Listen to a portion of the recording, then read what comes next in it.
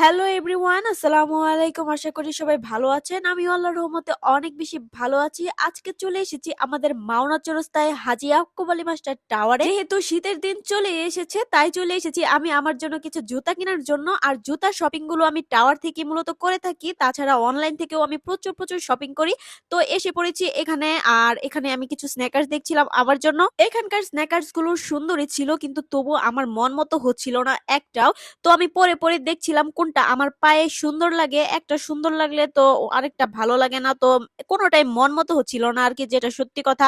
কোনোটাই মনে ধরছিল না, সবকিছু আমার কাছে কমন মনে হচ্ছিল, আনকমন কোনো ডিজাইনই পাচ্ছিলাম না আমি। যাই হোক, লাস্টে এটা একটু ভালো লেগেছে, তারপরও আমার কেন জানি এটা থেকে মন উঠে পড়ে আর কিনি নাই আমি। এখান থেকে জুতা তো ঘুরছিলাম, আরো আশেপাশে দোকান দেখছিলাম যে কোনটা ভালো লাগে। সবকিছুই আমার কাছে কমন মনে হচ্ছিল, সব দোকানে একই ডিজাইন। তো আপনারা দেখেছিলেন কিছুদিন আগে আমি ছোট একটা অ্যাক্সিডেন্ট করি, সেখানে কিন্তু আমার আইফোনের উপরের গ্লাস প্রোটেক্টরটা ভেঙে যায়।